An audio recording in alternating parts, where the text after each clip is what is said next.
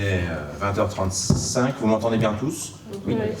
Je vous propose de commencer. On va bien sûr commencer par l'appel nominal. Donc à l'appel de votre nom, vous répondrez présent. Y a-t-il des pouvoirs qui n'ont pas été remis encore? Non, c'est bon? Ça marche. Jean-Paul Algaron, absent. Tawa Lyon a donné pouvoir à Laura Lambert. Philippe Arnaud. Présent. Grégory Ateba, absent. Philippe Béranguer, absent. Adi Bouchama, absent. Alexandre Bouzet. Présent. Fabrice Cassada. Présent. Olivier Colesso, présent. Béatrice Desrois. Présente. Laurent Direz. Présent. Fabienne Gilliot, absente. Toufik Hamdi, absente. Samira Awali, absent. Laura Lambert. Présente. Karine Lorteau. Présente. Pierrette Munier, absente. Georges Pambou. Présent. Catherine Ribaille. Présente. Virginia Riora. Présente. Michel Romagnac. Présente. Anaïs Roy. Présente. Ahmed Saïd, absent. Isabelle Soulis a donné son pouvoir à Fabrice Cassada. Philippe Tadjilzik, absent. Mathilde Hustin. Présente. Et Julien Hustin a donné son pouvoir à Mathilde Hustin. Nous avons donc 1, 2, 3, 4, 5, 6, 7, 8, 9, 10, 11, 12, 13, 14 présents. Le quorum est atteint et nous avons 17 votants. Vous avez noté? Nous allons maintenant commencer par désigner un secrétaire de séance. Madame Ribaille s'est proposée spontanément. Qui serait contre désigner Madame Ribaille secrétaire de séance? S'abstiendrait? Merci Catherine. On va donc procéder maintenant au déroulé de l'ordre du jour. Le premier point, c'est l'approbation du procès-verbal de la séance précédente. Vous l'avez tous reçu avec les documents annexés à la convocation. Y a-t-il des remarques, des questions à poser sur ce PV qui correspond à la vidéo enregistrée, donc il n'y a pas d'écart? Non? Donc je vous propose de le mettre au vote. Qui serait contre? S'abstiendrait? Merci. On va commencer, je préfère faire dans ce sens-là, je trouve que c'est plus fluide, par les décisions du maire. Alors petit rappel pour le public, les décisions du maire sont les décisions qui ont été prises au nom du conseil municipal dans le cadre de la délégation qui lui est donnée.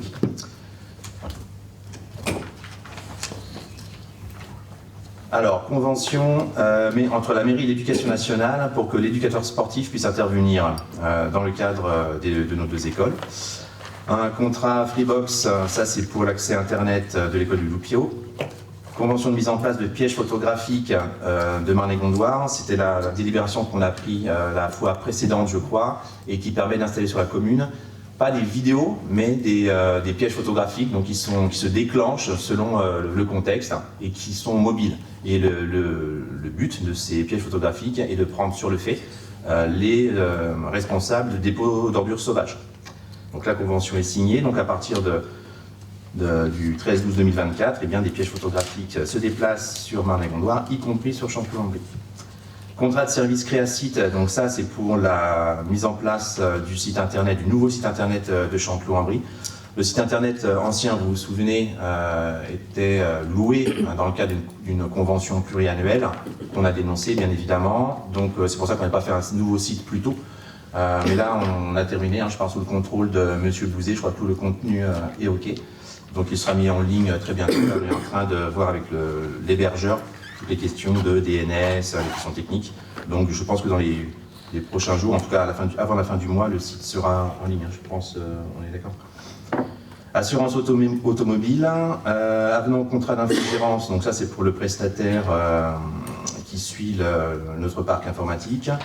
Contrat de téléphonie pour le Cantou, demande de subvention auprès de l'État pour l'extension de la mairie annexe. C'était le troisième projet du fonds d'aménagement communal, donc la transformation de l'annexe de la mairie qui avait déjà été fait par nos propres moyens pour permettre aux gens et aux agents de mieux travailler, puis aux usagers d'avoir un accès plus facile aux services.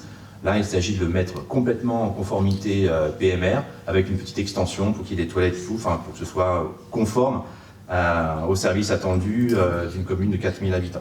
Donc là, il s'agissait de la dernière subvention du projet, c'est la subvention d'État, donc au titre, on a fait les deux, DETR et des îles, et on verra, et ça correspond à 40% du montant global, qui s'ajoute à la part du département. Donc on croise les doigts pour avoir cette subvention. Si la subvention est reçue, on aura un financement à hauteur de 80%, ce qui est le maximum légal, et sinon, on aura un financement un petit peu inférieur, mais on essaye toujours d'avoir au moins 50% de financement pour tous nos investissements. Signature d'un contrat de prêt avec le Crédit Agricole, ça s'était mis à l'ordre du jour du conseil municipal précédent, il s'agit bien de l'autorisation de contracter, enfin d'emprunter, et là de la convention signée avec le Crédit Agricole. Le prêt est mobilisable sous 1 an. Donc on n'a pas besoin de cet argent pour l'instant, mais c'est bon de l'avoir sous le coude lorsqu'on aura besoin. D'ailleurs, on l'inscrira dans nos documents budgétaires, on déclenchera. Pour information, on emprunte, contractuellement, le taux était de 3,55 et là, l'OAT à 20 ans française est à 3,90. Donc on a des conditions finalement d'emprunt meilleures que celles de l'État français. Donc pour l'instant, on est bon, on garde. Si on voit par exemple que la situation des taux évolue, si ça baisse trop fort, on dénonce. Et puis on fera un autre tour de table pour avoir un autre emprunt. En revanche, si on voit que les taux d'intérêt montent très très fort, là on va peut-être anticiper. On anticipera la contraction du prêt, ce qui nous permettra d'avoir un stock de dette bien moins coûteuse que la moyenne nationale. C'est comme ça en fait qu'il faut gérer sa dette. Il faut être en position d'emprunter quand on en a besoin et puis de ne pas emprunter lorsque les conditions de marché ne sont pas favorables. Contrat de séjour au sport d'hiver, pareil, c'est la suite de la délibération qui avait été prise en décembre, c'est ça, en décembre, le dernier conseil municipal, voilà, pour envoyer nos jeunes au ski.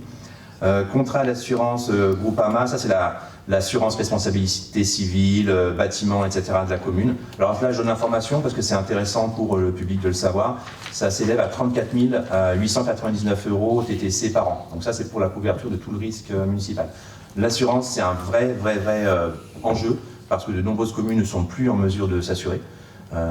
Et là, pour l'instant, on touche du bois. On n'a pas encore été confronté au problème. Mais des communes voisines sont sous-assurés, voire pas assurés sur certains risques, et c'est un vrai problème national. Donc pour l'instant, on touche du bois, tout va bien. Convention, mission d'assistance, maîtrise d'ouvrage, ça c'est pour un diagnostic amiante, dans le cadre de l'extension et de la mise aux normes de l'annexe de la mairie. Offre d'assistance et maîtrise d'ouvrage en matière de télécom, oui, très intéressant.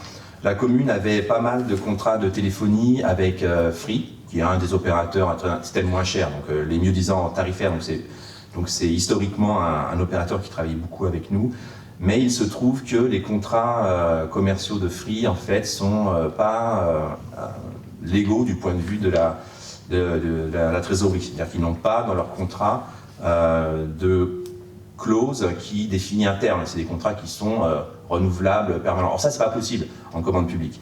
Donc le Trésor nous a demandé de mettre fin à tous les contrats avec Free, pas que nous, mais c'est de manière générale.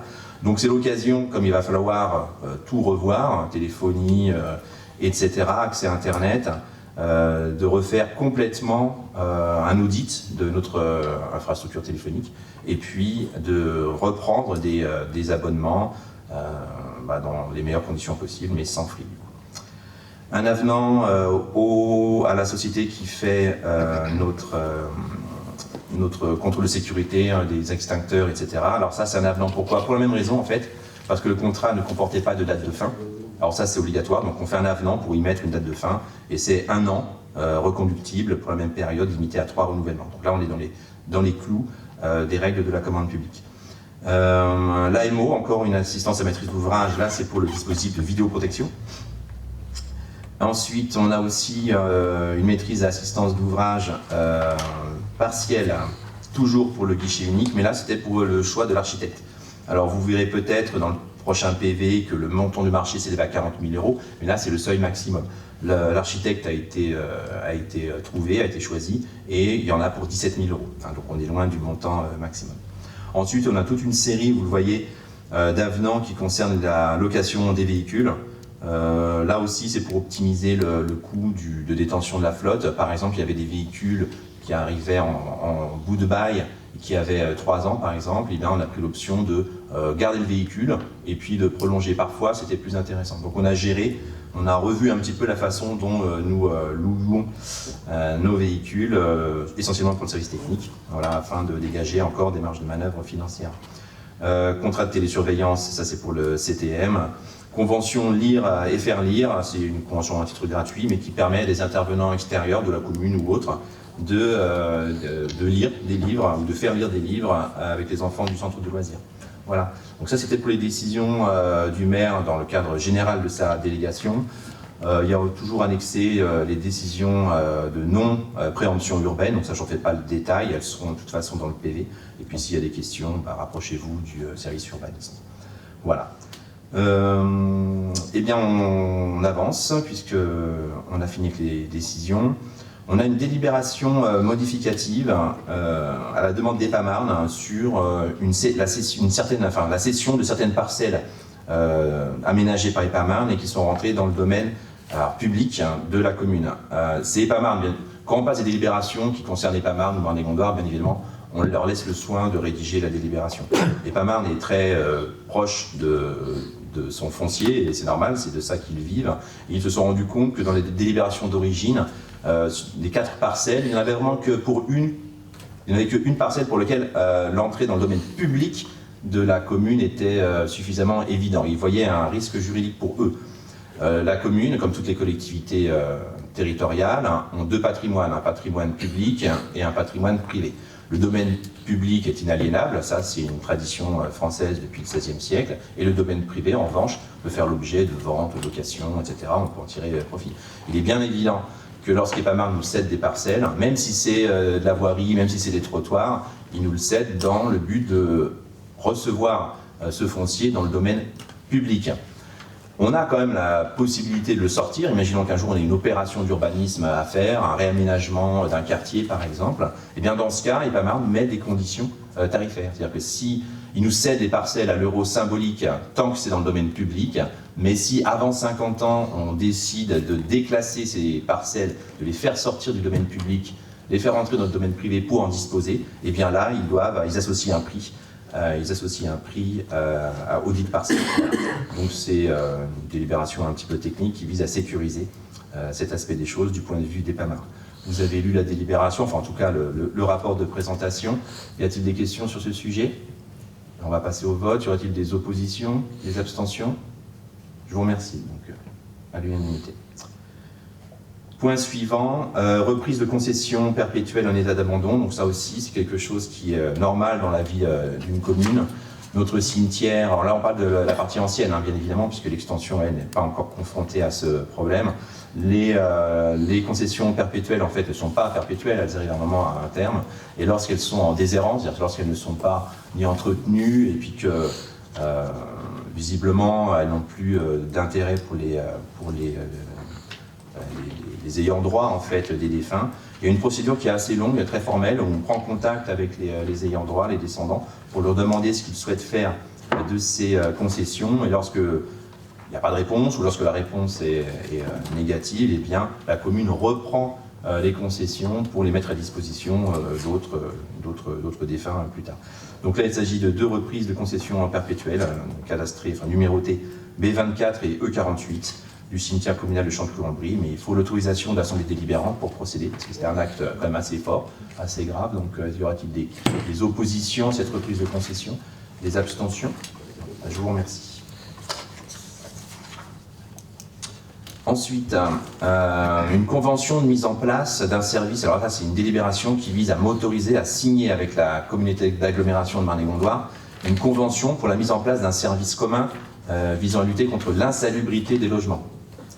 Marne-et-Gondoire, depuis plusieurs années, a un service qui vise à identifier et à lutter contre les logements indignes, hein, dans le cadre, il y a un permis de louer, etc. Là, on ne parle pas de la même chose, hein, l'insalubrité, ce sont des critères, disons, qui sont très forts d'un point de vue pour le maire, parce que c'est lié à sa police de l'hygiène et de la sécurité.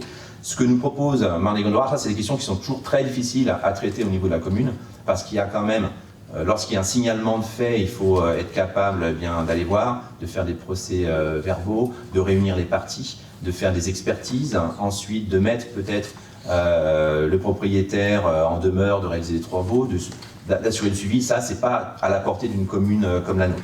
Donc Marne-et-Gondoire propose de se substituer à la commune, moyennant une indemnité forfaitaire, 200 € par cas.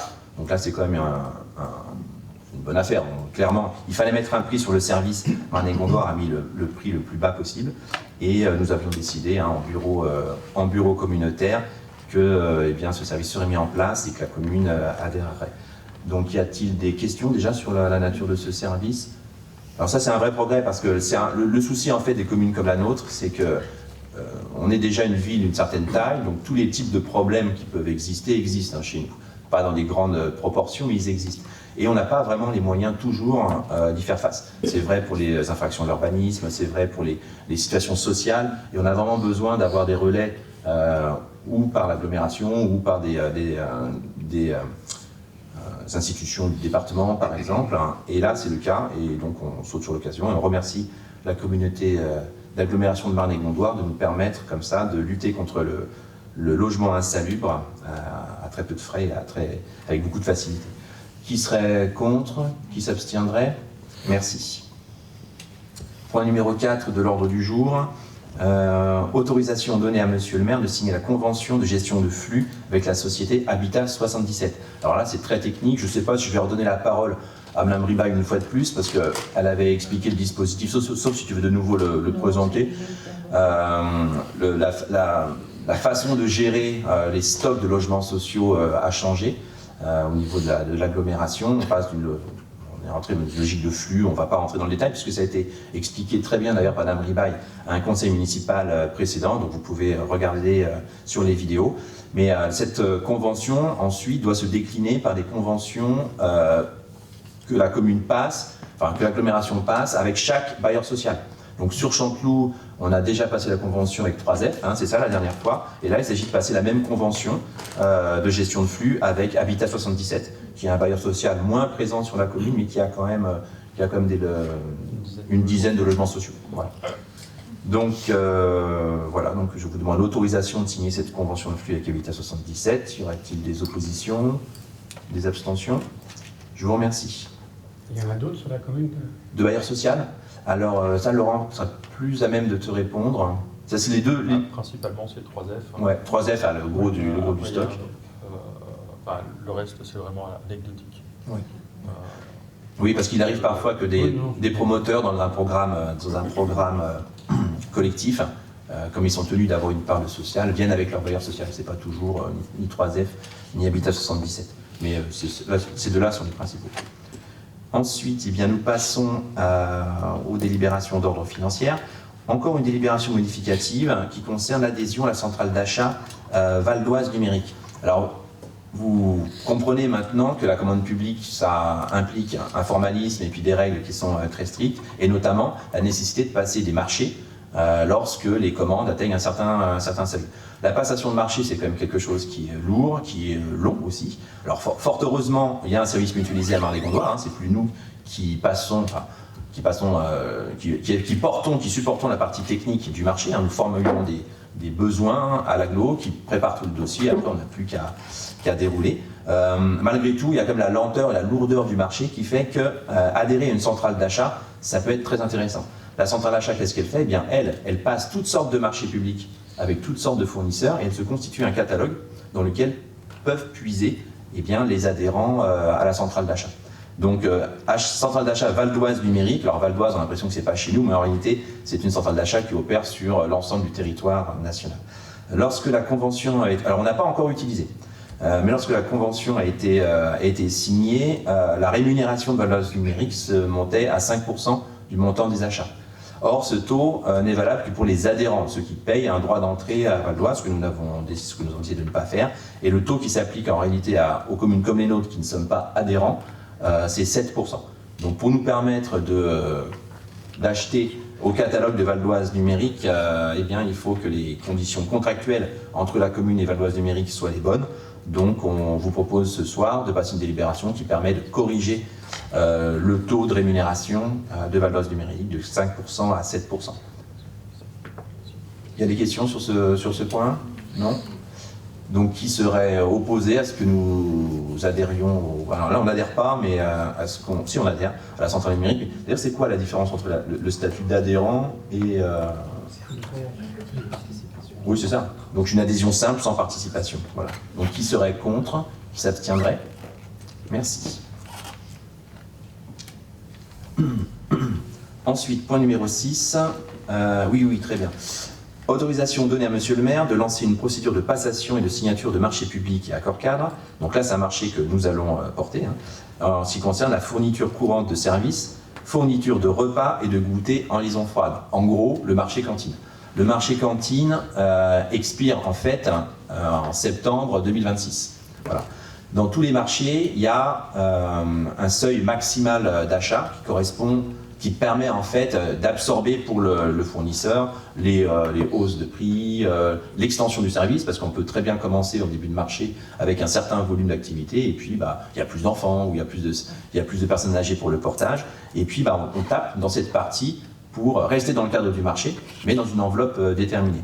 Là, au rythme où vont les choses, l'enveloppe sera consommée avant la fin du marché. Alors plutôt que de se retrouver un peu au milieu du gué, quelque part en 2025 ou en début 2026, eh bien on préfère relancer un marché dans les mêmes conditions dès la rentrée 2025. Du coup, voilà, on avance d'un an, et bien repartir avec un nouveau contrat de marché pluriannuel pour la fourniture de prestations de cantine et de portage repas pour les personnes âgées. Alors les conditions du marché seront les mêmes, on ne va pas revoir les critères ou les attentes particulières de la commune. Il s'agit surtout de prolonger un marché qui, sans ça, aurait risqué d'arriver à sa fin en fait, avant terme. Vous avez des questions sur ce sujet? C'est une situation qui est assez simple, hein, finalement, et assez courante. Petit rappel, puisqu'on est sur la cantine, hein, les tarifs de périscolaire de cantine n'ont pas augmenté depuis 2019 à Chantelombrien. Ça, c'est important de le noter parce qu'il y a... Et pourtant, on a eu 2 marchés. Donc ça, c'est un effort important que la commune fait en direction des familles. Donc qui serait contre le lancement de ce marché? Qui s'abstiendrait? Merci. Ensuite, alors là on va avoir une petite situation politique, parce qu'il s'agit de la demande de subventions auprès de la région Île-de-France et du département de Seine-et-Marne pour des subventions qui concernent le déploiement de la vidéoprotection.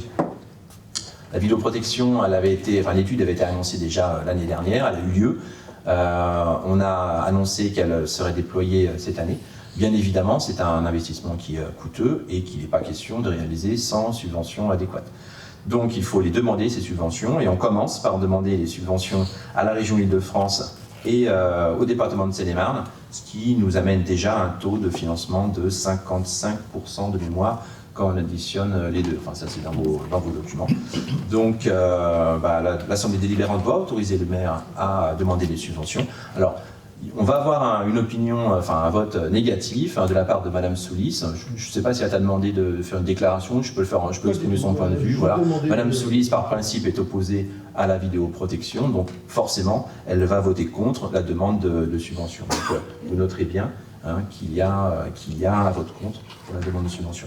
Y a-t-il d'autres votes contre? Parce qu'après tout, c'est un sujet qui, philosophiquement, c'est vrai, peut soulever des questions, je le comprends. Donc n'hésitez pas, ça c'est un vrai sujet politique sur lequel chaque élu retrouve son autonomie. Donc à part Mme Soulis, y aurait-il d'autres votes contre? Non? Des abstentions peut-être? Non, on fait comme ça alors. Donc 13 voix pour et... non, pardon, plus les pouvoirs, une voix contre et 16 pour. Bien, merci. Donc la vidéoprotection est lancée et puis on croise les doigts. Toute la partie administrative qui est assez lourde sera portée par l'AMO. Donc on n'a pas grand-chose à faire nous de notre côté. En revanche, on annoncera le périmètre que lorsqu'on aura les notifications, parce qu'il n'est pas question d'annoncer des choses dont on n'est pas sûr de pouvoir réaliser en fait. Donc on commence par financer, comme on fait à chaque fois, on trouve les financements, on définit le projet et après on se lance. Voilà, et bien nous arrivons au plat du jour, le plat de résistance, donc la présentation du rapport d'orientation budgétaire, qui est le support à notre débat d'orientation budgétaire. Alors je vois les adjoints, les élus qui sont familiers avec les autres instances sourire, parce que ça c'est vraiment l'exercice saisonnier. Le mois de mars, c'est les robes. Donc il y en a dans tous les syndicats, et pour certains d'entre nous, on est déjà à notre 10e ou quelque chose comme ça. Mais bon, c'est un exercice auquel il faut se plier, c'est la loi. Alors un petit rappel aussi pour les spectateurs ou les personnes qui ne sont pas très familiers, un ROB, ce n'est pas un compte administratif. C'est-à-dire que les chiffres qui sont dedans et qui parlent de 2024 ne sont pas des chiffres définitifs, puisque nous ne les connaissons pas encore complètement. Mais ils sont quand même très proches de la réalité. Les chiffres qui parlent de 2025, pareil, c'est pas non plus une maquette budgétaire, un ROB. Le ROB est le support d'un débat d'orientation budgétaire. Donc, en gros, d'où on vient et où on souhaite aller. Et c'est lors de la présentation du budget. Pareil, le budget, il ne se présente pas comme ça. On a d'abord une commission des finances, on a un bureau municipal et c'est le budget, la maquette budgétaire qui annoncera pour de vrai les projets de la commune et l'autorisation de nos maires de dépenser chapitre par chapitre. Donc je vais passer la parole à Monsieur Pambou et puis j'interviendrai de temps en temps.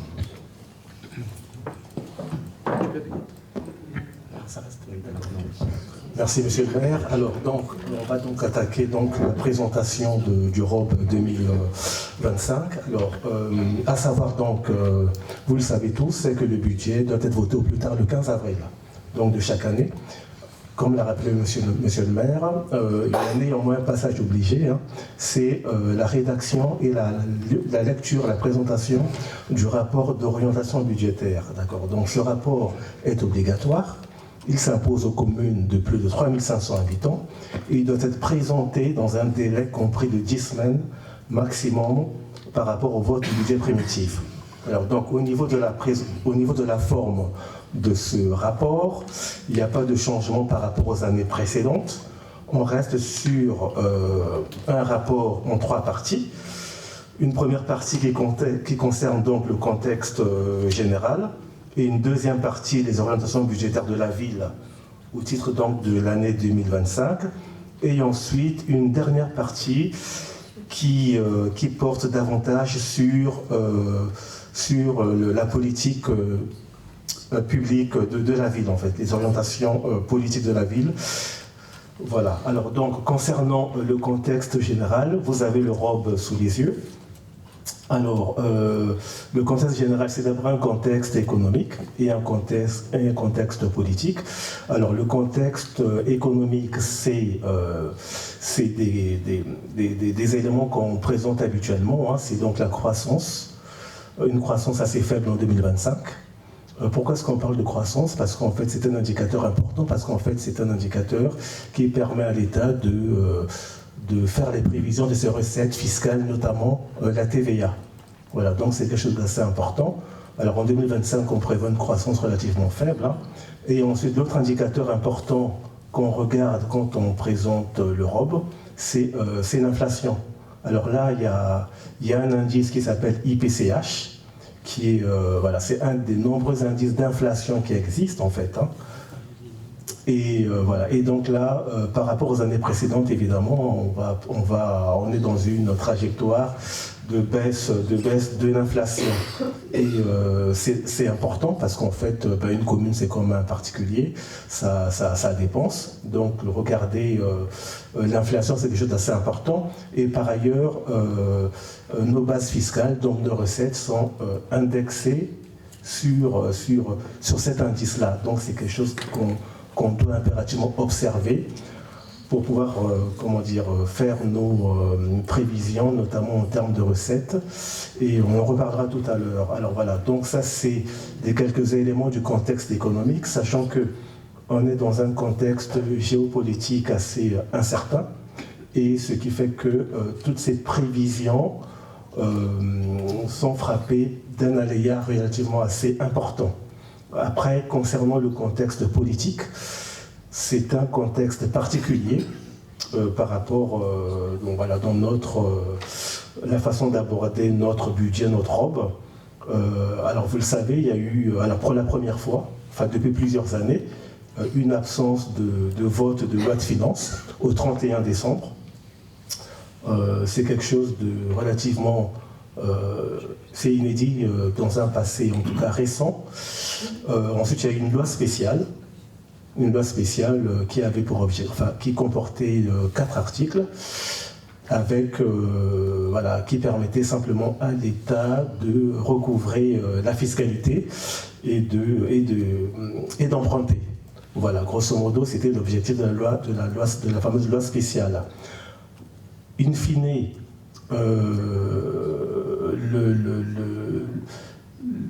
la loi de finances a été donc adoptée de façon définitive le 15 février. Voilà. Et avec des dispositions qu'on va évoquer tout à l'heure. Après, il y a néanmoins quelque chose qu'il fallait mettre en avant dans le ROB, c'est la situation des finances publiques de façon générale du pays, hein, en termes de déficit. C'est quelque chose que vous savez, hein, en termes de déficit et en termes d'endettement.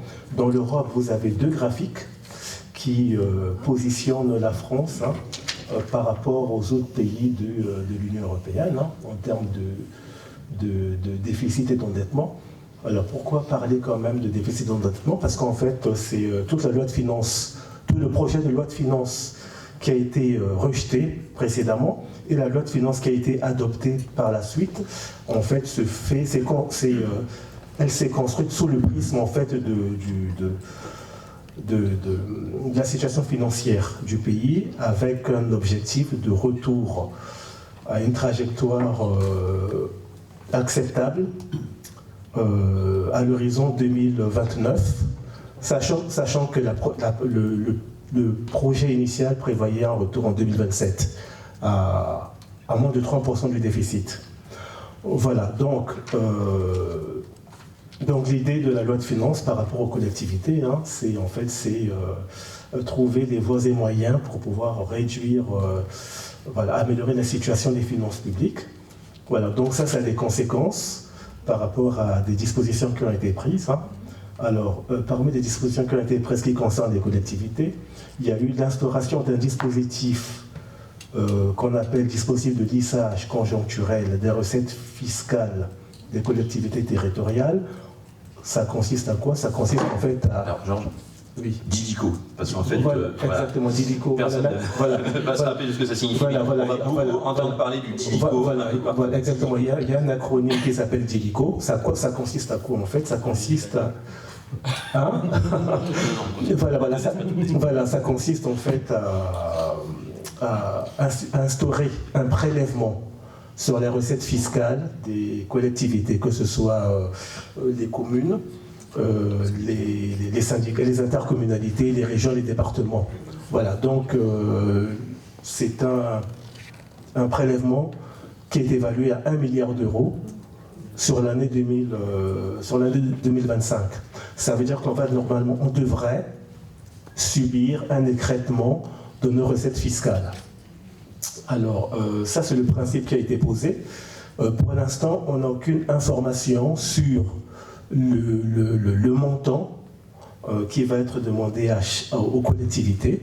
Ce qu'on sait, c'est que c'est par rapport en fait à des critères de richesse. Voilà, donc il y a des notions de potentiel financier, il y a des notions de richesse, de revenus fiscal par habitant qui vont être pris en compte pour calculer le montant à prélever sur les recettes fiscales des collectivités. Après, il y a certaines collectivités qui seront totalement exonérées. Il y a des mécanismes d'exonération par rapport à les collectivités les plus fragiles hein, devraient être exonérées de ce dispositif. Alors, dans ce rapport, je parle et je fais également allusion au fonds de compensation de la TVA, à savoir ce que le précédent le projet de loi de finances initial qui a été rejeté prévoyait en fait un abaissement du taux de FCTVA qui revenait aux collectivités. Voilà, actuellement on a un taux de 16,404%. Ce taux était envisagé à la baisse à 14,85%. Alors voilà, ça c'était un projet initial. Ce projet finalement a été réformé, a été annulé. Hein. Donc au titre de 2025, on ne subira pas de baisse de FCTVA, parce que la FCTVA en fait c'est une recette pour les communes. Georges, je te permets, je vais intervenir juste pour donner un petit angle politique. Le projet a été abandonné. Mais en France, on n'abandonne jamais hein, les projets de taxation, les projets de captation de la richesse. Donc c'est ce qu'on appelle un ballon d'essai.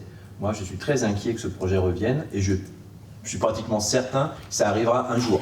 Hein, on ne nous remboursera plus la TVA sur les investissements ou très peu. Ça veut dire quoi, nous? Une fois, enfin, on n'est pas obligé d'être d'accord, mais si on pense comme ça, eh bien, ça signifie qu'il faut vite investir si on a des projets qui sont programmés de certaines tailles. Et c'est pour ça que vous allez voir dans la suite du ROB que cette année, nous anticipons même certains investissements, parce que nous avons les moyens de les financer, et nous sommes encore dans un contexte favorable du point de vue du FCTVA. 16 ou 14% sur un investissement de, je sais pas, mettons sur 1 million d'investissements, c'est beaucoup d'argent qui ensuite, comme l'a dit M. Pambou, tombe dans le poste recette et permettent de faire les investissements suivants. Donc là, si on est capable d'investir, il faut investir. Voilà, alors ensuite, alors une autre mesure concernant, qui nous impacte, qui va impacter donc les collectivités, c'est la hausse de la cotisation à la caisse de retraite des fonctionnaires des collectivités territoriales. Donc c'est un surcoût au niveau donc des charges de la ville. On passe d'un taux de 31,65% à 43%. À savoir que ce qui a été mis en place, en fait, c'est une hausse de taux chaque année jusqu'en 2028. Une hausse de 3 points chaque année. Voilà, donc ça veut dire qu'on doit prévoir la hausse de nos charges de façon importante et pour beaucoup de communes, c'est quelque chose d'assez important parce que les charges de personnel, ce sont les charges les plus importantes. Voilà, donc là évidemment, alors tout ça c'est évidemment, c'est comme je le disais tout à l'heure, c'est lié à la situation des finances publiques, à savoir que la caisse de retraite des fonctionnaires est, je crois, déficitaire. Et voilà, et donc l'idée de réduire les déficits, c'est d'augmenter également les cotisations. Alors, ensuite, il y a d'autres mesures qui ont été prises. Ça concerne donc Alors, il y a une mesure qui n'est pas évoquée dans le rapport, c'est en fait la taxe sur les publicités extérieures. À Chanteloup, on a en perso, enfin, ça doit faire 2 ans, 3 ans, qu'on a mis en place une taxe sur l'affichage publicitaire des commerces, des entreprises.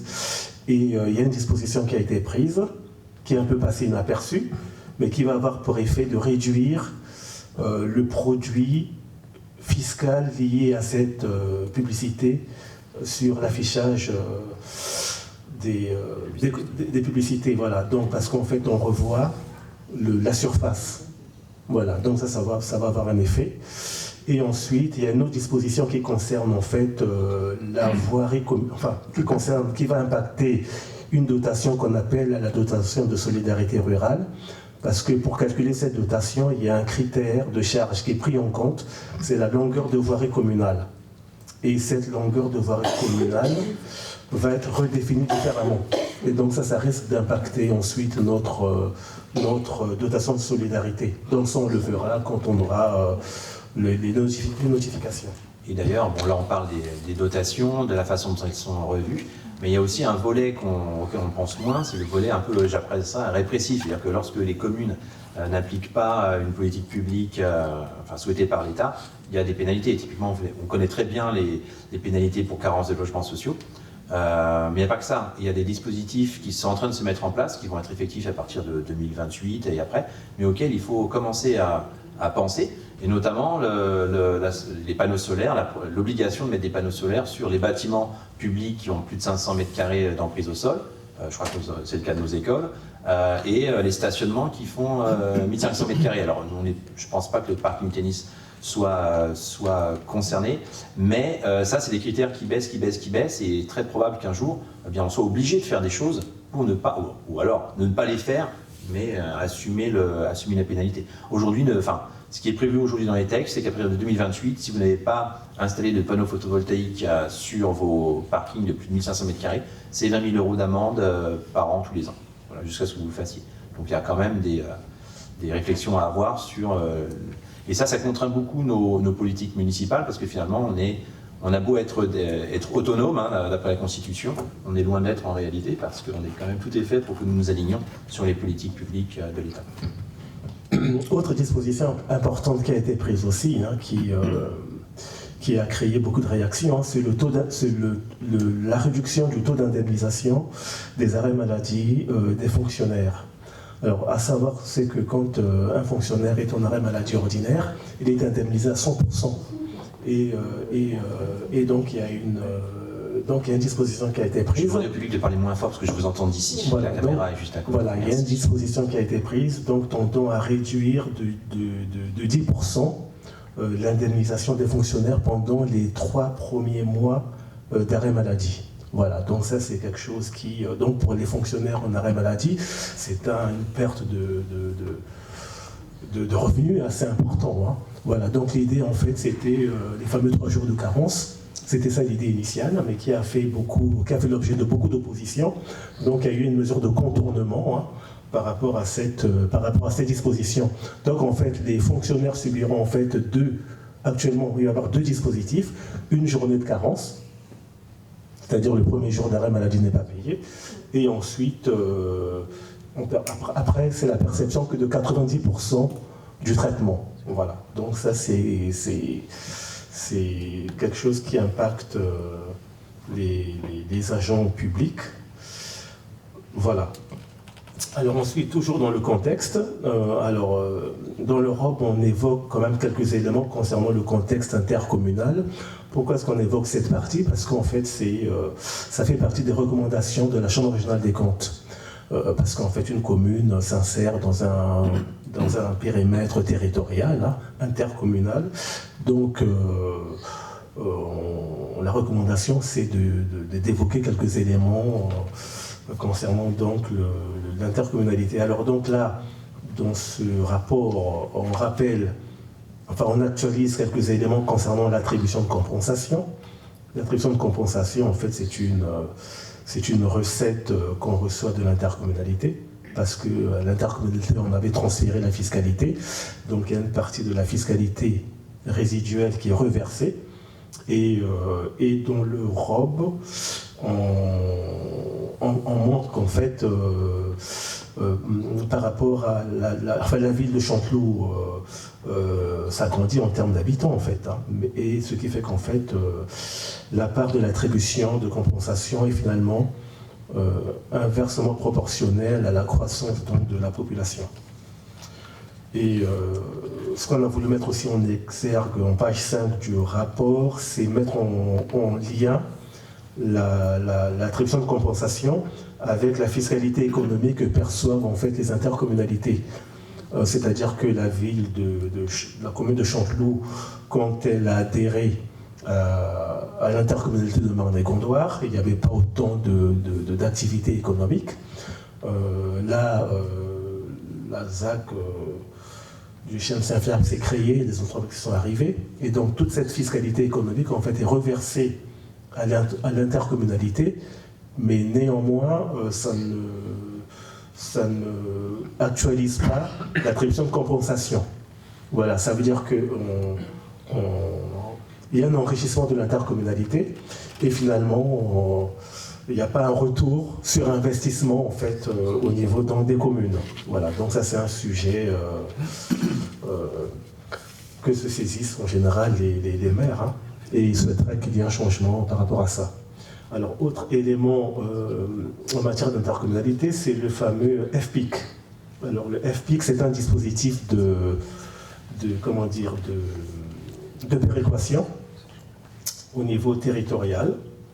C'est-à-dire qu'en fait, c'est un fonds qui a été créé, hein, qui est alimenté par les communes considérées comme riches, au profit des communes pauvres. Donc, nous, Chanteloup et la plupart des communes de Marne-et-Gondoire, hein, sont considérées comme des communes riches, et ce qui fait qu'en fait on participe à ce fonds.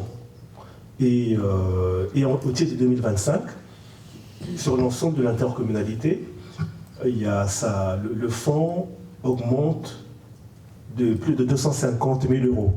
Voilà, donc par rapport à 2024, hein, ça veut dire qu'on va participer davantage. Et voilà.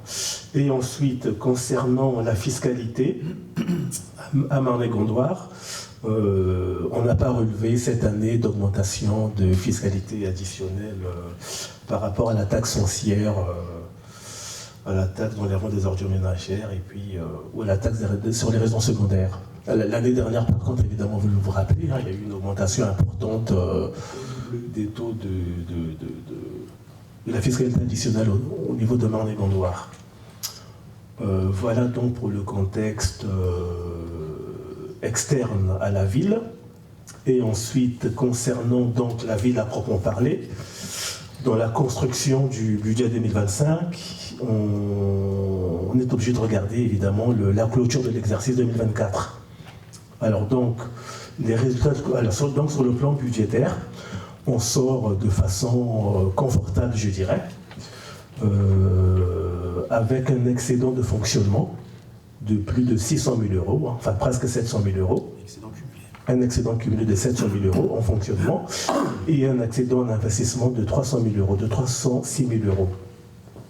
Voilà, donc on est à peu près à 900 000 euros d'excédent, toutes sections confondues. Donc là, on est sur le plan budgétaire.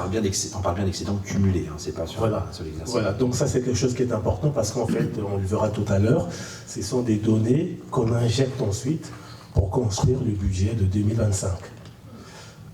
Alors, autre aspect aussi par rapport à la ville, il y a une lecture budgétaire, mais également une lecture financière. La lecture financière se fait à travers certains ratios, certains éléments. Et Georges, si tu permets, ça aussi c'est quelque chose que tout le monde ne voit pas. Tout le monde est capable de faire un budget d'une commune, ça il n'y a aucun problème. C'est un tableau Excel avec des recettes et des dépenses. Seulement, toutes les collectivités n'ont pas non plus une lecture financière de leur situation. Or, ce n'est pas la même chose.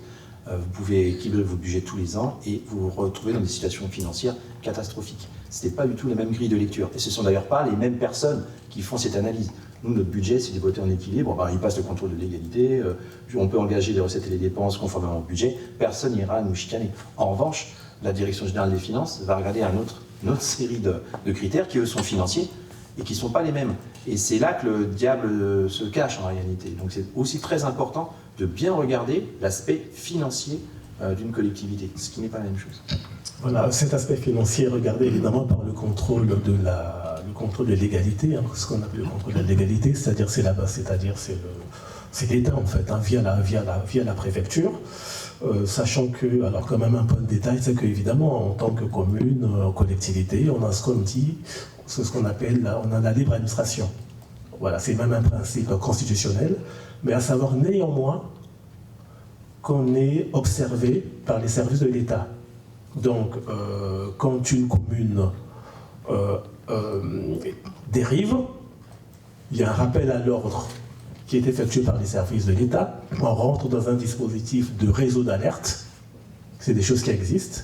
Donc, en fait, une commune a la libre administration, mais cette libre administration n'est pas totalement totale parce qu'en fait, on est sous contrôle néanmoins de l'État. Parce qu'il y a forcément une imbrication entre l'État et les collectivités. Heureusement, là, ce que décrit M. Pambou, ce sont des garde-fous. Bien évidemment, les communes restent libres de gérer leurs finances. Malgré tout, elles doivent rester dans un cadre donné. Il n'y a pas que la préfecture, parce qu'en réalité, une grande partie des investissements sont financés par l'emprunt, et comme pour les acteurs privés, les banques ont un système de rating, et en dessous duquel eh bien, les communes ne peuvent plus emprunter. Voilà, donc c'est important de sortir avec des bons ratios, de telle sorte d'aller voir le banquier, qui vous accueille à bras ouverts, et qui vous fait des bonnes conditions. Voilà. Donc c'est aussi important. Voilà, exactement. Hein. Ces ratios sont importants à regarder parce qu'en fait, on a des partenaires bancaires, en fait. Hein, et ça participe également de la crédibilité de la commune. Voilà, donc nos ratios sont en amélioration hein, sur le plan financier. Alors, les ratios qu'il faut regarder, en fait, c'est l'épargne brute. On était à une évolution de 6,3% l'année dernière. Là, on passe à 28%. D'accord ? Et voilà, donc c'est très très bien, on est dans une trajectoire d'amélioration. Il y a également une notion qu'on appelle le taux d'épargne brute, hein, qui est également en amélioration. Il y a également l'épargne nette, qui est en amélioration aussi. Donc sur tous ces ratios-là, la commune de Chanteloup est en nette progression. Alors il y a un élément aussi qui est important, c'est par rapport à la dette. La dette, c'est quelque chose que, justement, l'État regarde, c'est ce que regardent également les partenaires bancaires, en fait. Hein. Et il y a un seuil de 12 ans de capacité de désendettement, normalement. C'est-à-dire le nombre d'années qu'il faudrait pour rembourser le stock de dette, si tout l'excédent de fonctionnement était consacré au remboursement. En théorie, on ne devrait pas dépasser les 12 ans de capacité de désendettement. Alors, à savoir, c'est que nous, on a hérité d'une situation à ce niveau-là, objectivement relativement dégradé. En 2022, on était encore jusqu'à 17 ans de capacité de désendettement, et c'est quelque chose de, la limite est de 12 ans, c'est une limite qui était fixée dans une loi de programmation des finances publiques précédente. Et voilà, donc là sur 2024, on passe à 8 ans de capacité de désendettement. Donc ça participe également à la crédibilité de la ville pour pouvoir lever la dette, pouvoir investir. Voilà, parce que de toute façon, pour investir, on ne peut pas investir totalement sur notre capacité à financer sur nos fonds propres, comme toute entité, hein, que ce soit l'État, les collectivités, une entreprise, pour faire des travaux, etc., importants, des choses structurantes. On est obligé de lever la dette. Et pour ça, il faut avoir de la crédibilité. Voilà. Et là, je prends la main pour que vous compreniez comment est-ce qu'on a travaillé depuis 5 ans. Lorsqu'on est arrivé, Champlain-Ambry avait un stock de dette d'environ 4 millions d'euros. 4 millions d'euros pour une ville de 4 000 habitants, c'est pas un problème. C'est dans la norme, c'est pas scandaleux, c'est même bien. Mais n'avait aucune capacité de la rembourser. Et c'est là qu'était le problème. Donc on a été convoqué tout de suite avec M. Pambou par le sous-préfet. Il nous a demandé comment est-ce qu'on allait compter nous en sortir. On lui a expliqué comment on allait faire, on sait ce qu'on a appliqué. Et là aujourd'hui, on a toujours le même stock de dettes. Seulement, on a la capacité de leur rembourser cette dette. Donc imaginons qu'on ressorte chaque année avec un excédent de fonctionnement net de 250 000 euros, c'est ce qu'on appelle la CAF. Ben lorsque vous appliquez un levier bancaire de 10-15, vous arrivez à 4 millions. Donc ça veut dire que là, nous avons les capacités financières de soutenir notre dette. Donc nous roulons la dette, hein, il ne s'agit pas de se désendetter, parce que si on se désendette, qu'est-ce que ça veut dire? Ça veut dire qu'on n'investit plus, ça veut dire qu'on n'a pas une approche dynamique de nos finances. En revanche, on a mis en adéquation notre fonctionnement, nos capacités à dégager des excédents et des capacités d'autofinancement pour mettre en face un stock de dette qui correspond. Et là, on y est. C'est-à-dire qu'on a maintenu la dette à son niveau, mais en face de ça, on a mis des capacités de désendettement qui correspondent. Voilà. Après, tout à l'heure, on verra quand on va aborder la partie dette, hein, parce qu'il y a une partie qui est consacrée à la dette, que la dette par habitant, par contre, est en recul. Voilà. Donc ça, c'est une notion également importante à regarder. Je ne vais pas me battre là-dessus parce que pour être en légère augmentation, ce ne serait pas très grave. Ce n'est pas un objectif politique que je me suis fixé. 1000, 1200, c'est bien pour une commune comme nous. Oui, la dette en soi, ce n'est pas une mauvaise chose. C'est un élément de dynamisme. Alors, ensuite, on va attaquer la deuxième partie. Hein, donc, ce sont les orientations budgétaires de la ville pour 2025. Alors, à quoi ça consiste? Ça consiste en fait à faire des prévisions, des évaluations sur nos recettes et sur nos dépenses. Voilà, donc ce sont ces évaluations qui nous permettront donc de construire le budget. Hein. Et voilà, donc ça, le budget, on en reparlera au mois d'avril. Mais voilà, néanmoins, le rapport permet d'envisager, d'avoir une perspective sur les différentes évolutions. Alors, dans le rapport, on commence par la DGF, ce qu'on appelle la dotation globale de fonctionnement. La dotation globale, je suis en page 8, page 7, page 8. La dotation globale de fonctionnement, en fait, c'est une dotation que nous verse l'État. Voilà, il y a une imbrication financière entre l'État et les collectivités. Donc l'État nous verse sur son budget une dotation. Voilà. Et parce que la fiscalité ne suffit pas à elle seule. Et donc la dotation sur Chanteloup, la DGF, d'après notre prospective, elle va être en hausse néanmoins. Donc on va passer de 286 000 euros de DGF en 2024 à 311 000 euros. Alors néanmoins, si on regarde la page 8, la page 7 et la page 8, on va observer qu'il y a une hausse, mais qu'à l'intérieur de la DGF, parce que la DGF c'est plusieurs composantes, la composante dotation forfaitaire, par contre, subit une baisse par rapport à 2024. Voilà. Une baisse pourquoi? Une baisse parce que la dotation forfaitaire, pour la calculer, on prend en compte le dynamisme de la population aussi. Il se trouve qu'en 2025, la population que nous a notifiée l'INSEE à Chanteloup est en baisse. Donc on passe de 4225 habitants en 2024 à 4218 habitants en 2025. Bon, ça c'est une population notifiée par l'INSEE qui ne correspond pas nécessairement à la population effective sur le territoire. Bon, cependant, les services de l'État, le comité des finances locales en particulier, prend en compte cette donnée officielle de l'INSEE, qui est un organisme officiel.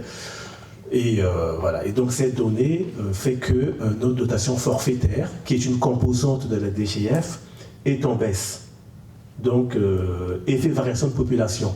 Ces dernières années, on a pu connaître une hausse, mais cette année en particulier, c'est une baisse. Alors, il y a un autre élément qui rentre en ligne de compte aussi, qui fait que notre dotation forfaitaire baisse, c'est ce qu'on appelle les prélèvements pour péréquation. C'est-à-dire que au niveau de la DGF, de la dotation forfaitaire, en fait, on prélève aux communes, à certaines communes, considérées comme bien loties, pour reverser à d'autres communes. Donc, parfois, l'enveloppe de la DGF peut rester, enfin cette année ça a quand même augmenté, parfois ça peut rester stable, mais ça peut néanmoins avoir des effets commune par commune parce qu'en fait il y a des effets de transfert.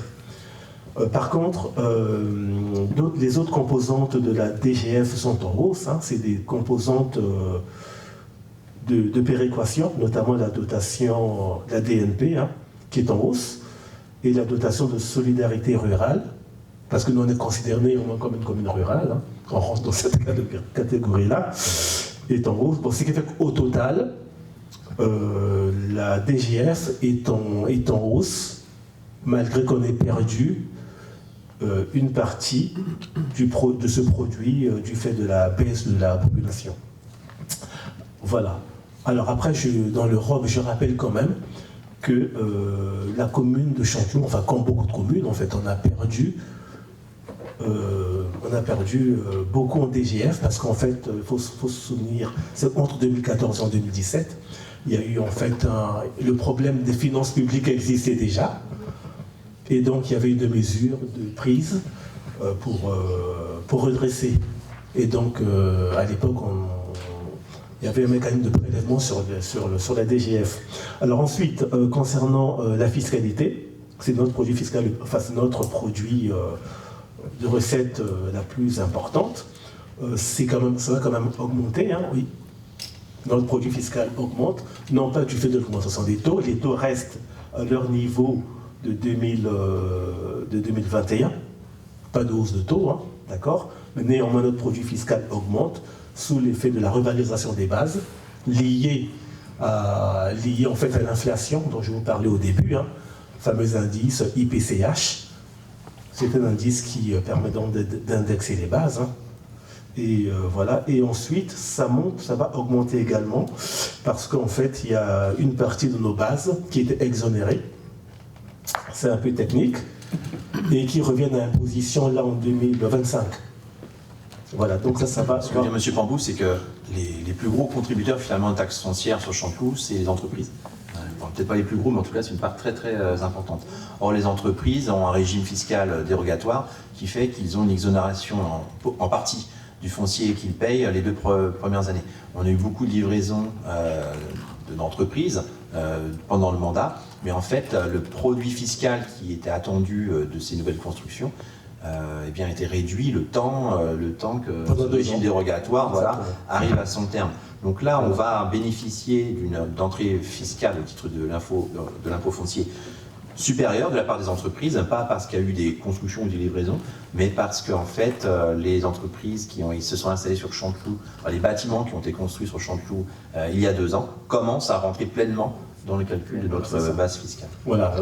De ce fait, moi je fais après ça reste à confirmer, hein, ça c'est de la prospective, on aura les éléments précis quand on recevra une notification des services de l'État. Hein. Voilà, moi je suis dans une prévision de croissance de 300 000 € de recettes fiscales. Voilà. Alors ensuite, après, parmi nos produits, on a des compensations fiscales. Voilà, de l'ordre de 200 000 €. prévu pour 2025. Voilà, donc après, voilà, d'autres éléments qui rentrent en ligne de compte, en recette, c'est la fiscalité indirecte. Hein. Alors moi, je parle de la taxe sur l'électricité, parce qu'on perçoit comme une taxe. Les droits de mutation. Fortement en baisse. Fortement en baisse. Fortement en baisse, il faut noter. Hein. Par rapport aux années Il n'y a précédentes. plus de transactions immobilières, donc il n'y a plus de taxes. Voilà, c'est ça. Et voilà. Ensuite, il y a des produits de service. Les produits de service à Chanteloup, c'est-à-dire, c'est la facturation aux familles, hein, par rapport à la restauration scolaire, par rapport aux prestations qu'on propose à la population. Voilà, c'est des... Voilà, donc les produits de service sont... Juste un petit mot là-dessus, pas besoin vraiment de développer, mais les produits de service sont en augmentation, alors que nous avons moins d'enfants sur la commune. Donc c'est la preuve d'abord que nous gérons bien le service, que de plus en plus de familles inscrivent leurs enfants au service de la commune. Donc vous voyez, il y avait un vrai intérêt à renforcer la qualité, à offrir des choses supplémentaires, parce que finalement avec une base de clientèle, on va dire, si on peut appeler ça comme ça, plus réduite, on arrive à engranger des recettes supplémentaires. Je rappelle que ces recettes sont très importantes pour Chanteloup, parce que contrairement à la moyenne nationale, enfin la moyenne nationale c'est les 7-8% du budget d'une commune, à Chanteloup c'est presque le double. Donc c'est très très important que ces recettes rentrent, on en a vraiment besoin. Voilà, choc de mémoire, on est à 700 000 euros. En fait, ça devient le deuxième poste de recettes. Peut-être pas 700 000, mais en tout cas, voilà exactement, c'était un poste en troisième position, là ça passe en deuxième position. Voilà, alors concernant les dépenses, en page 10, hein, voilà, donc là vous avez la prospective que nous avons réalisée, hein, donc les charges à caractère général. On va prévoir un réalisé 2025 à 1 750 000, des dépenses de personnel à 2 730 000. Bon, ça reste à confirmer. Voilà, on prend en compte le fameux GBT, hein, c'est-à-dire c'est la croissance naturelle des salaires des fonctionnaires. Hein. Et ensuite, l'impact des dispositions dont on a parlé au début, concernant notamment la participation des employeurs publics aux caisses de retraite des fonctionnaires. Ensuite, il y a des charges de gestion courante, il y a le FPIC et des charges financières. Voilà donc pour ce qui concerne donc, nos prévisions en matière de charges de fonctionnement. Bon, enfin, on rentrera plus dans les détails quand on va aborder le budget. Alors ensuite, concernant les RH, dans l'Europe, vous avez un tableau, vous avez un graphique concernant la masse salariale, hein, depuis 2019. OK. Voilà, et ensuite... Alors, un petit point de précision, masse salariale en forte progression, vous le voyez, hein, de 2019 à 2025, estimé, hein, on passe de 2 millions à 2,7 millions, mais avec le même nombre de TP. Hein. On n'a pas fait de recrutement, c'est-à-dire que c'est vraiment la progression naturelle et légale de la charge de l'emploi. Voilà. Et puis en termes d'effectifs, on va rester à peu près stable par rapport à entre 2023 et 2025. En termes d'effectifs, on va rester entre 60 agents équivalent temps plein. Voilà donc pour tout ce qui est l'aspect RH. Voilà, donc on a vu les recettes, on a vu les dépenses. Ça permet en fait de faire un tableau, de construire en fait en prospective les éléments budgétaires, recettes, dépenses. Donc là, on prévoit un volume en fonctionnement d'un peu moins de 6 millions d'euros, hein, en recettes et en dépenses. Ça, c'est la masse budgétaire qu'on prévoit pour les budgets. Voilà. Avec un virement en section d'investissement avec une capacité à virer en investissement 900 000 euros. C'est-à-dire que dans le fonctionnement, on peut virer 900 000 euros pour autofinancer nos investissements. Voilà, alors concernant la dette, on en a parlé tout à l'heure, hein, on est à peu près à 3,9 millions de stock de dette en fin 2024. Ça concerne 5 emprunts. Et là, j'ai mis le ratio par habitant. Hein. On passe de 974 euros de dette par habitant en 2023 à 941 euros de dette par habitant en 2024. Encore une fois, selon moi, 1000, 1100, 1200, ça reste bien. Donc là, on est quand même en dessous, ce qui veut dire qu'on a encore des capacités d'endettement. Voilà, alors ensuite, concernant l'investissement, alors dans l'Europe, vous avez Voilà, vous avez ce qu'on appelle un PPI, le programme pluriannuel d'investissement. Donc là, vous avez une version rétrospective. Voilà, vous avez 2022, 2023, 2022, 2025. Les éléments qui ont été, comment dire, isolés dans des opérations. C'est pas l'ensemble des investissements de la ville. C'est simplement, là, dans ce tableau, c'est les éléments qu'on a considérés comme structurants et qu'on a gérés en opération. C'est un peu technique. Bon, vous avez également, dans ce tableau, les projets de 2025 qu'on isole en opération. Ce n'est pas l'ensemble de nos dépenses de 2025, mais voilà, ça, c'est les dépenses les plus structurantes. Et dedans, évidemment, il y a la fameuse vidéosurveillance pour plus de 300 000 €. Voilà, qui va être suivi justement en opération. Alors, au total, sur 2025, s'il fallait faire une synthèse par nature de dépenses, les travaux de bâtiment, on va dépenser à peu près 300 000 € concernant les travaux de bâtiment, travaux de voirie, dans plus de 200 000 €, des espaces verts, alors j'ai mis 5 000 € avec enfin c'est plus, voilà, en réalité c'est plus. Voilà, une fois, tout ça, ce sera oui, non, mais parce que plus clair dans le budget. non, mais parce que les espaces verts, c'est plutôt du fonctionnement. Oui, c'est pour ça. Voilà, exactement, voilà, c'est ça. Et ensuite, voilà, la vidéoprotection, la vidéosurveillance, etc. Voilà. Après, autre point important que le maire va développer, c'est qu'on va faire l'acquisition d'un équipement public.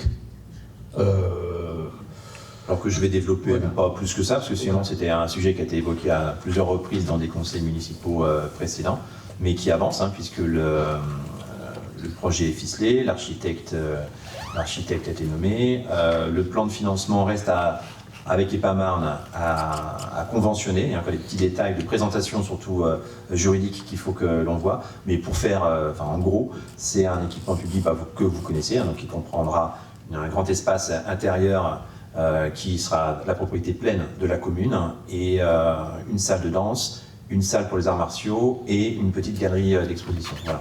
Et ça, ce sera pour la commune un coût d'environ 300 000 €, et le reste à charge pour EPAMarne pour environ 900 000 €. Voilà. Voilà, alors au total, en fait, voilà, il y a une prise en charge importante de la part d'EPAMarne, mais le total de l'investissement est de 1,2 million.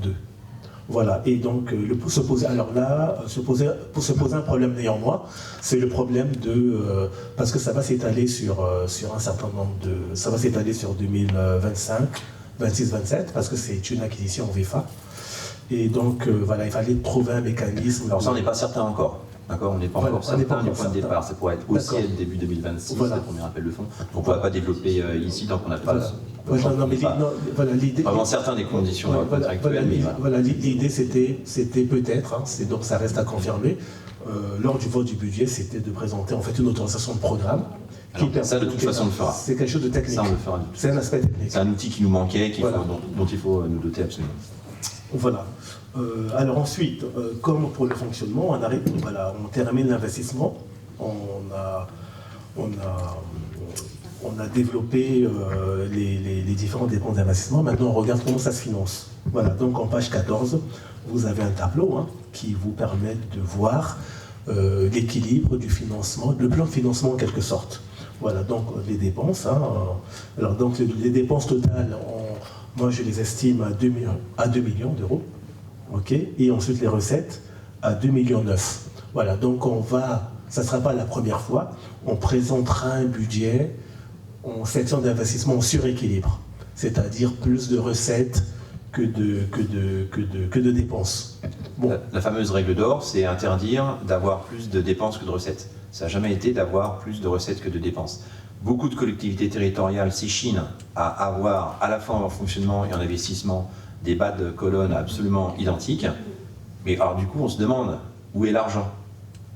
Où est l'argent ? Où est le surplus ? Sur un compte d'épargne, non, il n'y en a pas, bien sûr. L'argent est caché dans des postes de dépenses qui ne sont pas exécutés. Alors là, pardon, mais en tant que citoyen, je suis choqué. Moi, pendant longtemps, je ne comprenais pas où était l'argent d'une collectivité territoriale. Il fallait regarder le compte administratif, voir le taux d'exécution poste par poste, en disant « Ah ouais, ils sont malins, ils ont mis 500 000 € là-dessus, en sachant qu'ils n'en dépenseraient que 100 000. » Donc là, au niveau de la sincérité de la présentation, c'est absolument nul.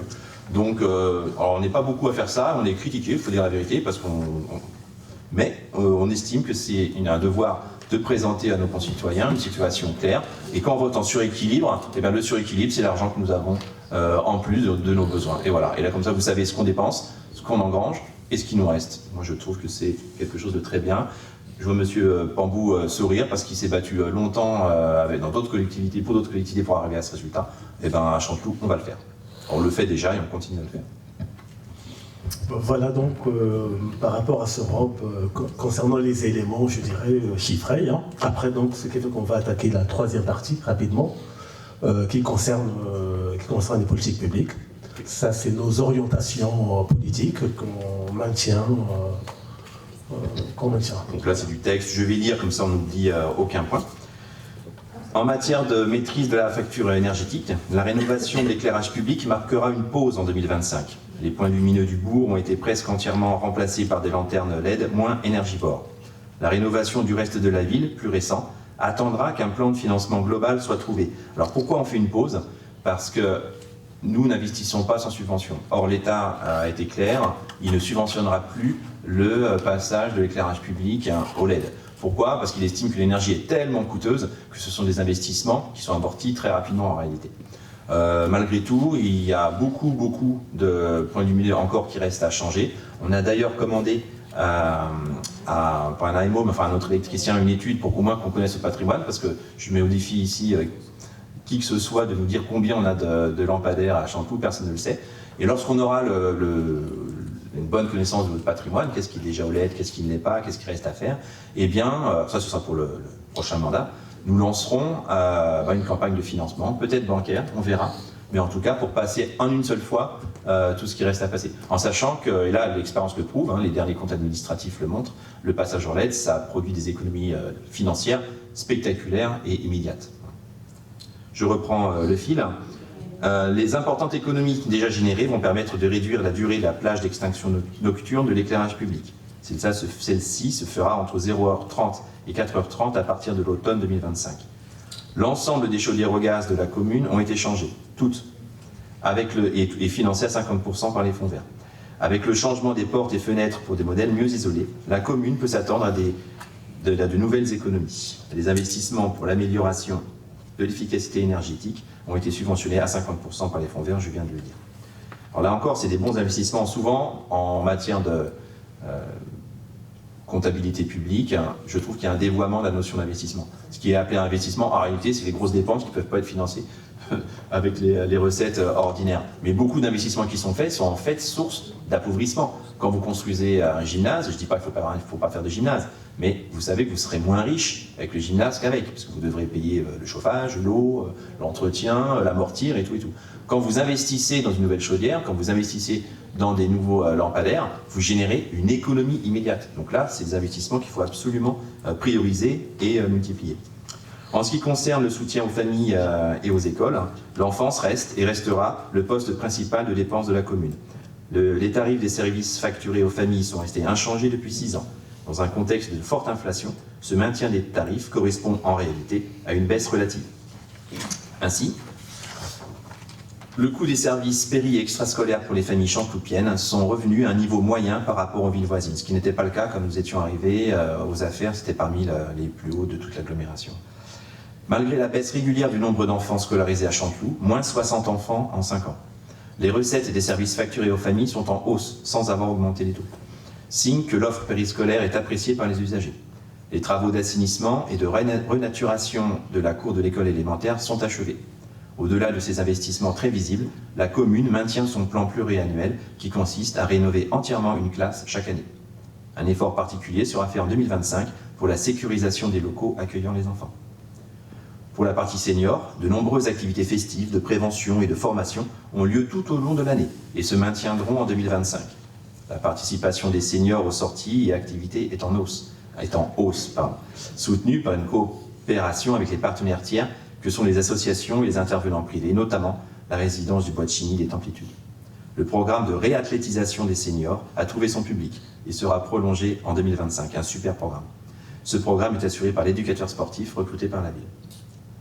En ce qui concerne la tranquillité et la sécurité publique, avec plus de 4000 habitants et une population qui continuera à croître ces prochaines années, le besoin de sécurité est appelé à augmenter. Le service ASVP de la commune assure une autorité minimale sur le domaine public et dans une sphère de compétences limitée. La convention de police pluricommunale signée avec la commune voisine de Montévrain a produit tous ses effets pour un coût maîtrisé pour Chanteloup. Cette contractualisation a permis une politique de maintien de l'ordre dans des domaines où, jusqu'à présent, seule la police nationale pouvait intervenir. La politique de sécurité publique dans notre ville franchira en 2025 une étape importante avec le déploiement de la vidéoprotection. 16 caméras seront installées aux entrées de ville et aux abords des espaces publics stratégiques. Cet investissement a été rendu possible par les nouvelles marges de manœuvre permises par l'important effort de redressement des finances de la commune. En ce qui concerne les services offerts à la population, pour répondre à l'exigence d'accueillir tous les publics, une annexe de la mairie a été créée dans les locaux de l'ancienne école de musique en 2023. Cette annexe rassemble l'ensemble des services au contact des usagers, état civil, scolarité, CCAS et urbanisme. Un financement a été obtenu du département pour l'agrandissement de l'annexe et sa mise en accessibilité PMR. La mission d'assistance à maîtrise d'ouvrage sera réalisée cette année pour des travaux réalisés également en 2025 et une inauguration, on l'espère, première moitié de 2026. Voilà. En ce qui concerne les services de la ville offerts à la population, en 2025 sera créé un nouveau service de propreté de voirie. Celui-ci sera rattaché au service technique, mais disposera de moyens humains et matériels propres. Une tournée de ville quotidienne sera mise en place, qui participera également au signalement et à l'inventaire des dysfonctionnements sur les 14 km de voirie que compose la ville. Pour la partie numérique, chaque année, un pan de l'environnement numérique de la commune est renouvelé. La commune a commencé par la sécurisation de ses données et la dématérialisation de ses outils de travail. L'ensemble des applications métiers sont désormais en nuage, avec des données hébergées par les éditeurs. La suite métier a été changée pour accompagner le passage à l'instruction comptable M57. La dématérialisation des procédures de tenue des instances officielles a permis à la commune de se mettre en conformité avec la réglementation. De nouveaux panneaux d'information électronique ont été installés qui permettent une meilleure communication pour la ville et ses associations. En 2025, sera ouvert le nouveau site internet de la ville qui donnera la possibilité aux usagers d'accéder à de nombreuses démarches en ligne. Voilà, nous en avons fini avec les orientations politiques du ROB.